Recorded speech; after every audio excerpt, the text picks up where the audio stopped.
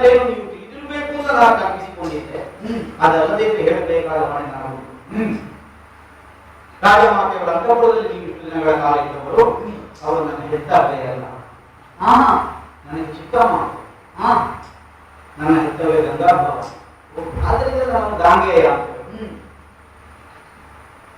ನಮ್ಮ ಅಪ್ಪಯ್ಯನಾದ ಶಾಂತನು ಚಕ್ರವರ್ತಿಗಳು ವನವಿಹಾರವಾಗಿ ಸಂಚರಿಸುತ್ತಿರುವಂತಹ ಕಾಲಕ್ಕೆ ಈ ಸತ್ಯವತಿ ದೇವಿಯವರನ್ನು ನೋಡಿದರು. ಆಕೆಯನ್ನು ಮೋಹಿಸಿ ಮದುವೆಯಾಗುವಂತಹ ಬಯಕೆಯನ್ನು ಹೊಂದಿದರು. ಒಂದು ಒಳ್ಳೆ ಬದಿಯ ಬೆತ್ತಲ ಮನೆಯಲ್ಲಿ ಬದುಕಿದ ಹೆಣ್ಣು. ಈಗ ನಾವು ಹೇಳುವುದು ಒಂದು ಅನಾರ್ಯ ಉಂಟು.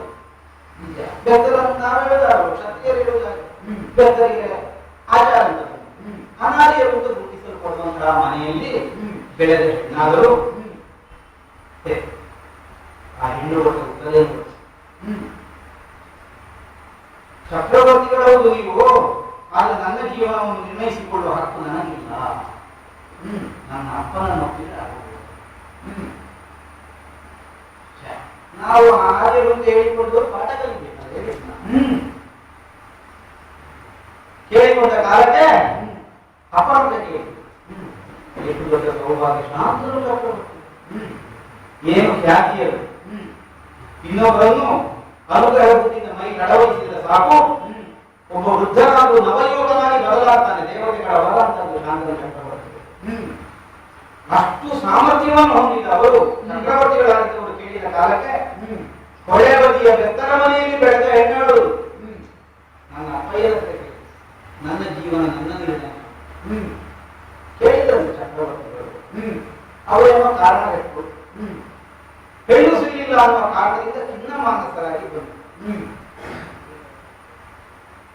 ತರಮೇಲೆ ನಾನು ಕಾರ್ಯಾರ್ಥಿಯಾಗಿ ಹೊರ ಹೋಗಿದ್ದ ಹಿಂದಿರುಗಿದ ಮೇಲೆ ನಮ್ಮ ಅಪ್ಪಯ್ಯನ ಮಾನಸಿಕವಾದಂತಹ ಅಸ್ವಸ್ಥತೆಯ ಅರಿವು ನನಗಾಯಿತು. ಕಾರಣ ವಿಚಾರಿಸಿದೆ, ಹೇಳಿಲ್ಲ. ಯಮನಾವಧಿಯಲ್ಲಿ ಹೋದ ಮೇಲೆ ಇಷ್ಟ ಆಯಿತು ಅಂತ ಮಂತ್ರಿಗಳಿಂದ ತಿಳಿದುಕೊಂಡು ಇದರ ಮೂಲವನ್ನು ಭೇದಿಸಬೇಕು ಅನ್ನುವ ಉದ್ದೇಶದಿಂದ ಪ್ರಮುಖರನ್ನು ಜೊತೆಗಿರಿಸಿಕೊಂಡು ಅಲ್ಲಿಗೆ ಹೋದ್ರೆ ಸತ್ಯವತಿ ದೇವಿಯವರ ಮಾರ್ಗದರ್ಶನದಲ್ಲಿ ಅವಳ ತಂದೆಯಾದಂತಹ ಕಂದರನನ್ನು ನಾನು ಕಂಡಿದ್ದೆ. ದಾಸರಿಗೆಲ್ಲ ರಾಜ, ಆದ್ದರಿಂದ ದಾಸರಾಜ ಕಂದರ ಅಂತ. ಶಂಕರ ಚಕ್ರವರ್ತಿಗಳು ನಿನ್ನ ಮಗಳನ್ನು ಬಯಸಿದ್ದಾರೆ, ಕೊಡಬೇಕು ಅಂತ ಕೇಳಿಕೊಂಡ ಕಾಲಕ್ಕೆ ನೋಡು ಆಕ್ಷೇಪವನ್ನು ಒಡನೆ ಬೇಕು, ಬೇಕಿದ್ರೆ ಆಕ್ಷೇಪ ಮಾಡಲಿಕ್ಕಿಲ್ಲ. ನೀನು ಕೊಡಬೇಕು ಆ ಕಾಲಕ್ಕೆ ಹಾಗಲ್ಲ. ಚಕ್ರವರ್ತಿಗಳ ಕೈ ಹಿಡಿಯುವ ಸೌಭಾಗ್ಯ ಮಕ್ಕಳಿಗೆ ಬರ್ತದೆ ನಿಜ, ಆದ್ರೆ ಆಗಿನ ಬಂದ ಸೌಭಾಗ್ಯ ನಾಳೆ ಉಚಿತವಾಗಿ ಜೀವಿತದೆ ಎನ್ನುವ ಭರವಸೆಯೇ ನನಗಿಲ್ಲ. ಹಾಗೆ ಹೊಟ್ಟೆಯಲ್ಲಿ ಹುಟ್ಟಿದಂತಹ ಮಕ್ಕಳಿಗೆ ಸಿಂಹಾಸನ ಇಲ್ಲದ ಅಂತಲ್ಲ ಆ ಕಾಲಕ್ಕೆ ಹಾಗೆ ಅಧಿಕಾರಿ ನಾನು ರಾಜಸಿಂಹಾಸನಕ್ಕೆ. ನಿನ್ನ ಮಗಳ ಹೊಟ್ಟೆಯಲ್ಲಿ ನನ್ನಯ್ಯನಿಂದ ಹುಟ್ಟುವ ಸಂತತಿಗೆ ಸಿಂಹಾಸನ ನಾನು ಬಿಟ್ಟುಕೊಟ್ಟೆ. ಮಾಡಿ ಅಷ್ಟಕ್ಕೂ ನಮ್ಮ ಮನಸ್ಸಿಗೆ ಸಮಾಧಾನ ಆಗಿದೆ. ನೀನೇನೋ ಬಿಟ್ಟು ಬಿಡುತ್ತೆ, ಆದ್ರೆ ಅರ್ಹತೆಯಿಂದ ಅಧಿಕಾರಿ ನೀನೇ ಹೌದಲ್ಲ. ನಿನ್ನ ಅಪ್ಪನ ಮೇಲೆ ಪ್ರೀತಿಯಿಂದ ನೀನು ಬಿಟ್ಟು ನಾಳೆ ನಿನ್ನ ಮಕ್ಕಳಿಲ್ಲದ ಆಕ್ಷೇಪ ಮಾಡಿದೆ. ನನ್ನ ಮೊಮ್ಮಕ್ಕಳೊಂದಿಗೆ ಹೊಡೆದಾಟಾಡುವ ದಿನ ಬಂದ ಯಾಕೆ ಸಮಸ್ಯೆ? ನಾವು ಒಳ್ಳೆಯದಲ್ಲೇ ಆಗ ನಾನು ಹೇಳಿದೆ, ಮಕ್ಕಳಾದರೆ ತಾನೆ ನಾನು ಮದುವೆಯೇ ಆಗುವುದು. ಇಲ್ಲಿಯವರೆಗೆ ಮರಣ ಪರ್ಯಂತರವು ಸತಿಯರ ವರಿಸೆ ರಾಜ್ಯವ ಆಳೆ. ಹೀಗೆ ನಾನು ಪ್ರತಿಜ್ಞೆಯನ್ನೇ ಮಾಡಿಬಿಟ್ಟು ದೇವ ಸಾಕ್ಷಿಯಾಗಿ ಸೂರ್ಯಚಂದ್ರ ಸಾಕ್ಷಿಯಾಗಿ ನಾನು ಆಡಿದಂತಹ ನುಡಿಗಳನ್ನು ಒಪ್ಪಿದ ದೇವತೆಗಳೇ ಹರ್ಷಮಾನಸರಾಗಿ ಭೀಷಣವಾದಂತಹ ಪ್ರತಿಜ್ಞೆಯನ್ನು ಗೈದಂತಹ ನನಗೆ ಇನ್ನು ಮುಂದಕ್ಕೆ ಭೀಷ್ಮ ಅನ್ನುವ ಹೆಸರು ಸ್ಥಿರವಾಗಲಿ ಅಂತ ಆಶೀರ್ವದಿಸಿ ಕಾರ್ಯ ಕೈಗೊಳ್ಳುವಾಗಲೇ ಅನುಮಾನ ಇರಲಿಲ್ಲ. ಅಪ್ಪನಿಗೆ ಬೇಕಾಗಿ ಸಿಂಹಾಸನ ಸರಿಯೋ, ಮದುವೆ ಉಳಿದಿದ್ದೇನೆ ಅನ್ನೋದು ಸರಿಯೋ, ನಾಳೆ ಲೋಕದವರು ಕೇಳಿದ್ರು ಕೇಳಿದ್ರು ಆ ಮುದುಕನಿಗೆ ಮದುವೆ ಮಾಡಿಸಿ ಈ ಯೋಗ ಮದುವೆ ಆಗುದಿಲ್ಲ ಅಂತ ಹೇಳ್ಬೇಕು. ಇದು ವಿಪರೀತ ಬುದ್ಧಿ ಬಂದ್ರೆ ಲೋಕದಲ್ಲಿ ಸಾಕ್ಷರತೆ ಅನ್ನೋದು ಅಪಾಯಕಾರಿಯಾಗಿದೆ. ಆಮೇಲೆ ರಾಕ್ಷಸತ್ವ ಇರುತ್ತೆ. ಹಾಗೆ ಇಲ್ಲಿ ಅದು ಹಾಗೆ ಕೇಳಿಯೂ ಕೇಳಿ ಆದ್ರೆ ದೇವತೆಗಳಿಗೆ ಹುಟ್ಟಿ ನನ್ನ ನಡೆಸಿದ್ದಾರೆ. ಅವು ಮನುಷ್ಯರೆಲ್ಲ ಬದುಕುವುದು ಆಗಲಿಲ್ಲ. ದೇವ ಪ್ರೀತಿಯನ್ನು ಸಂಪಾದಿಸುತ್ತಾ ಬದುಕು ನಡೆಸುವುದು. ದೇವತೆಗಳೇ ಒಪ್ಪಿ ಹರಿಸಿರುವುದರ ಅರ್ಥ ಏನು? ಯಾವ ಕಾಲಕ್ಕೂ ಯಾವ ಕಾರಣಕ್ಕೂ ಸಲ್ಲದೇ ಇದ್ದ ಕಾರ್ಯವನ್ನು ನಾನು ಮಾಡಿದ್ದಲ್ಲ ಆ ಪ್ರಕಾರ ಸ್ಫುಟವಾಗುತ್ತದೆ. ಹಾಗೆ ನನ್ನ ಅಮ್ಮನನ್ನು ಕರ್ಕೊಂಡು ಬಂದು ಶಾಂತಿ ಚಕ್ರವರ್ತಿಗಳಿಗೆ ಸೇರಿಸಿಕೊಟ್ಟಮ್ಮ. ಆಮೇಲೆ ಹುಟ್ಟಿಗೆ ಹೋಗಿದ್ದು ನಾನು ಆಗಲೇ ಹೇಳಿದೆ, ನಾನು ಕರ್ಕೊಂಡೆ. ವಿಚಿತ್ರ ವೀರ್ಯ ಸಿಂಹಾಸನಾರೋಹಣವನ್ನು ಮಾಡಿದ್ದಾರೆ. ಘನಕರವಾದ ಚಕ್ರವರ್ತಿ ಪೀಠ ಇನ್ನೊಂದು ಪ್ರಶ್ನೆ ಕೇಳಿಲ್ಲ. ಅವರಿಗೆ ಕಾಣುವುದಿಲ್ಲ, ಮುಂದೆ ಕಾಣುತ್ತದೆ. ಕಾಣದಿದ್ದಕ್ಕೆ ಕಾರಣ ಬೇರೆ. ಅವನಿಗೆ ಮಾಡಬೇಕಾದ ಸ್ಥಿತಿಯೇ ಬರಲಿಲ್ಲ ಅಥವಾ ಕಾಣುವುದಿಲ್ಲ. ಅರಸನಾದವನು ಹೊರಡುವುದು ಯಾವಾಗ ಹೇಳಿ? ಆಳಾದವನಿಂದ ಸಾಧ್ಯ ಆಗದಿದ್ದರು, ಆಳಿಂದಲೇ ಸಾಧ್ಯ ಆಗದಿದ್ದಾಗ ಅರಸ ಹೊರಡುವುದು. ಆದ್ದರಿಂದ ಈಗ ನಾನೇ ಸಹಕರಿಸಿದೆ ಇಂಥದ್ದಕ್ಕೆ. ಅವನ ಅಗತ್ಯ ಬೀಳಲಿಲ್ಲ. ಆದ್ದರಿಂದ ಅವನಿಗೆ ಸಂದರ್ಭ ಬಾರದೇ ಇದ್ದದರಲ್ಲಿ ಉಳಿದಿದ್ದಾನೆ ಹೊರತು ಕಡಿಮೆ ಬಲವುಳ್ಳ ಮಾತಾಡ್ತಾರೆ.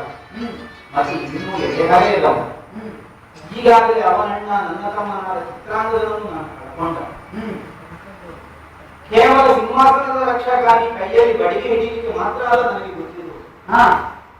ಈ ದೇಹದೊಳಗೆ ಒಂದು ಹೃದಯ ಭಾವ ಅನ್ನೋದು ಮುಟ್ಟೋಯಿರುವರೆ ರಾಜಕುಮಾರಿ ಬೆಳೆದು ಬಾಳಬೇಕಾದ ಒಬ್ಬ ಎಳೆಯ ತಮ್ಮನನ್ನು ಕಳಕೊಂಡ ಅಣ್ಣನಿಗೆ ಅರ್ಥ ಆಗುತ್ತದೆ ಉಳಿದ ಇನ್ನೊಬ್ಬ ತಮ್ಮನನ್ನು ಹೇಗೆ ನಾನು ರಕ್ಷಣೆ ಮಾಡಿದ್ದೇನೆ.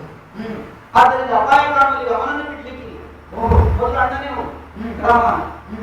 ಆದ್ದರಿಂದ ನನ್ನ ತಮ್ಮ ಹಿಂದುಳಿದೇನೆ ಹೊರತು ಕೈ ಸಾಗದೇ ಇದ್ದಮ್ಮ ಅಂತ ಅರ್ಥ ಅಲ್ಲ. ಅದೇ ನಾನೇ ಕಳಿಸುವುದಿಲ್ಲ. ಅಪಾಯಕ್ಕೆ ತೆಗೊಳ್ಳಿಕ್ಕೆ ನಾನಿದ್ದೇನಲ್ಲ. ಸುಖಕ್ಕೆಲ್ಲ ನನ್ನ ತಮ್ಮ ಇರು. ಈ ನಿರೀಕ್ಷೆ ಕಷ್ಟಕ್ಕೆಲ್ಲ ಅಣ್ಣ ನಾನು, ಸುಖಕ್ಕೆಲ್ಲ ನನ್ನ ಸುಖವು ಸೇರಿಸಿ ನನ್ನ ತಮ್ಮ. ಈ ಬಗೆಯಿಂದ ಅವನನ್ನು ಬದುಕಿಸುತ್ತಾ ಬಂದವನಾದ್ದರಿಂದ ಅವನ ಅನುಭವವನ್ನು ನೀವು ತಪ್ಪಾಗಿ ಕಲ್ಪಿಸಿಕೊಳ್ಳಬಹುದು. ಚಕ್ರವರ್ತಿ ಆದಮ ಮುಂದಕ್ಕೆ ಚಕ್ರವರ್ತಿ ಪೀಠದ ಘನತೆಯನ್ನು ಎತ್ತಿ ಸಾಯಬಲ್ಲಂತಹ ಹೊಣೆಯನ್ನು ಹೊಂದಿದವ. ಅವನಿಗೆ ಅಣ್ಣನಾಗಿ, ಬಂಧುವಾಗಿ, ತಂದೆಯಾಗಿ, ಗುರುವಾಗಿ ಎಲ್ಲ ನಾನೇ ಆಗಿ ಹೀಗಾಗಿ ನಡೆಸಿಕೊಂಡು ಬಂದದ್ದರಿಂದ ನನ್ನ ಕುರಿತಾಗಿ ಗೌರವ ಭಾವವನ್ನು ಹೊಂದಿದ್ದಾರೆ. ಯೋಜನೆ ನನ್ನದ್ದು, ಹತ್ತು ಮೂಲೆ ನನ್ನದಲ್ಲ. ಹಸ್ತಿನಾವತಿ ಯಾಕೆಂದ್ರೆ ಸಾತ್ಯವತೆಯೇ ಸಂತಾನ ಹಸ್ತಿನಾವತಿಯ ಸಿಂಹಾಸನದಲ್ಲಿ ಇರಬೇಕಾದ. ಆದ್ದರಿಂದ ಅಧಿಕಾರ ಅಲ್ಲಿಂದ ನಾವು ಯೋಜನೆ ಆಗುತ್ತೇವೆ ಹೊಸತು ಹೊಸತು. ಅದು ಇಲ್ಲಿಂದಲ್ಲ, ನಿನ್ನ ಅಪ್ಪನ ಅವನು ಹೇಳ್ತಾನೆ ಸಿಂಹಾಸನದಲ್ಲಿ ಕೂತವ ಶಾಸನ ಮಾಡುವುದಿಲ್ಲ. ಶಾಸನ ಮಾಡ್ಲಿಕ್ಕೆ ಅಂದ್ರೆ ಬೇರೆ ಜನ ಇದ್ದಾನೆ, ಅವ ಒಳಗೆ ಇರುವುದು, ಹೊರಗೆ ಬರ್ಲಿಕ್ಕೆ ಅವ ಮಾಡಿದ್ದಾನೆ ಮರು ದಿವಸ ಹೇಳುವುದೇ. ಈ ದೊಡ್ಡ ದೊಡ್ಡ ಗಿಡದಲ್ಲಿ ಇದ್ದ ಎಲ್ಲಾ ಕಡೆಯಲ್ಲೂ ಕಥೆ ಹಾಗೆ ಇದು ಇಲ್ಲೇನು ಹಸ್ತಿನಾವತಿಯಿಂದ ಕೇಳಲಿಕ್ಕಿಲ್ಲ. ಇವಾಗ ಕೊಟ್ಟದ್ದು ನಮ್ಮ ಮರು ದಿವಸ ಓದಿ ಹೇಳುವುದಷ್ಟೇ. ಇದು ಎಲ್ಲಾ ಕಡೆಯೂ ನಡೆಯುವಂತೆ ಇಲ್ಲಿಯೂ ನಡೆಯುತ್ತದೆ. ಇಲ್ಲಿ ಏನಾಗಿದೆ ಅಂದ್ರೆ ನಾನೇ ಹೊರಗಿಂದ ಹೊರಗೆ ತಿರುಗಾಡುತ್ತಿರುವ ಹೊರಗೆ ಎಲ್ಲ ಕಡೆ ನಾನೇ ಕಾಣುತ್ತೇನೆ. ನಿಮ್ಮ ಊರಿನೆಲ್ಲ ಕಾಣುವುದಿಲ್ಲ. ಅಲ್ಲಿಯೂ ನಡೆಸುವವರು ಒಳಗಿಂದ ಬೇರೆ ಇರ್ತಾರೆ. ಇನ್ನೊಂದು ದೃಷ್ಟಿಯಿಂದ ಪ್ರಕಟವಾಗಿ ಇಲ್ಲಿರುವಂತಹ ವ್ಯವಹಾರ ಇಲ್ಲಿ ಅಪ್ರಕಟಿತವಾದದ್ದೇನೂ ಇಲ್ಲ. ಆದ್ದರಿಂದ ನಿಮಗೆ ಯಾವ ಸಂಕಟವೂ ಬರುವುದಿಲ್ಲ. ನನ್ನ ತಮ್ಮನನ್ನು ವಿವಾಹ. ಆಚಾರ್ಯರೇ, ನಿಮ್ಮ ಅಭಿಪ್ರಾಯವನ್ನು ಕೇಳಿ ಅಮಿತ ಆನಂದವಾಯಿತು. ಆರ್ತರಾದವರಿಗೆ ರಕ್ಷಾದೀಕ್ಷೆಯಾಗಿ ನಿಲ್ಲಬಲ್ಲ ಶಕ್ತರು ನೀವು ಎನ್ನುವುದು ಗೊತ್ತಾಯಿತು. ನಿಮ್ಮ ಅಪ್ಪನಿಗೆ ಬೇಕಾಗಿ ನಿಮ್ಮ ಬದುಕವನ್ನೇ ನೀವು ತ್ಯಾಗಮಯಿಯಾಗಿ ವಿನಿಯೋಗಿಸಿದವರು. ಕರ್ತವ್ಯ. ನಾವು ಮತ್ತೆ ಮಕ್ಕಳಿರುವುದು ಯಾಕೆ? ಅಪ್ಪಯ್ಯ ಮಾಡಿಟ್ಟದ್ದು ಎಷ್ಟು ನಮಗೆ ನಾಳೆ ಎಷ್ಟು ಸಿಗ್ತದೆ ಅಂತ ನೋಡ್ಲಿಕ್ಕೆ ಅಲ್ಲಲ್ಲ. ಅಪ್ಪನಿಗೆ ನಾವೇನೋ ಮಾಡ್ಲಿಕ್ಕಾಗ್ತದೆ ಅಪ್ಪನ ಇಷ್ಟಕ್ಕಾಗಿ. ಅದಲ್ಲೂ ಬೇಕಾದದ್ದು ರಾಜಕುಮಾರಿ. ಸತ್ಯ. ನಮ್ಮ ಹುಟ್ಟಿನ ಸಾರ್ಥಕ್ಯ ಅಲ್ಲಿಯಲ್ಲೂ ಇರುವುದು. ಅಪ್ಪನಿಗೆ ಬೇಕಾಗಿ ನೀವು ನಿಮ್ಮದ್ದು ಏನು ದೇಣಿಗೆ ಉಂಟು ಅದನ್ನು ನೀಡಿದ್ದೀರಿ. ತ್ಯಾಗ ಕೆಲಸ ಮಾಡಲಿಕ್ಕೆ ಕರ್ತವ್ಯ. ಪ್ರಜೆಗಳು ಆರ್ತರುವ ಬಂದ್ರೆ ನಿಮಗೆ ಮಕ್ಕಳ ಸಮಾನ ಅಂತ ನೀವು ಭಾವಿಸುವುದು ಸತ್ಯ ತಾನೆ. ಅವರ ಅಪೇಕ್ಷೆಯನ್ನು ಈಡೇರಿಸುವಲ್ಲಿ ನೀವು ಸದಾ ಬದ್ಧರು ಎನ್ನುವಂತಹ ಯೋಚನೆ ನಾವು ಮಾಡಿದರೆ ಅಪರಾಧ ಆಗುವುದಿಲ್ಲ ತಾನೆ. ಹೌದು, ಅಪೇಕ್ಷೆ ಹೇಗೆ ಅಂತ ನೋಡಿ ನಾವು ಅದನ್ನು ಅಂಗೀಕಾರ ಮಾಡುವುದು. ಎಲ್ಲರ ಅಪೇಕ್ಷೆ ಈಡೇರಿಸುವುದು ಅಂತ ಹೇಳಿದ್ರೆ ನಾವು ಮರುದಿವಸ ಇಲ್ಲಿ ಹೊರಡಬೇಕು. ಆಚಾರ್ಯರೇ, ನಿಮಗೆ ಲೋಪ ಬರುವಂತಹ ಅಪೇಕ್ಷೆ ಅಲ್ಲ, ನೀವು ಅನುಗ್ರಹಿಸುತ್ತೀರಿ ಎನ್ನುವ ನೆಲೆಯಿಂದಲೇ ಸರ್ವಜ್ಞನೆಂಬ ಭಾವದಿಂದ ನಿಮ್ಮಲ್ಲಿ ಕೇಳಿಕೊಳ್ಳ ಕೇಳಿಕೊಳ್ಳುತ್ತಾ ಇದ್ದೇನೆ. ಏನು ಕೇಳಲೇ?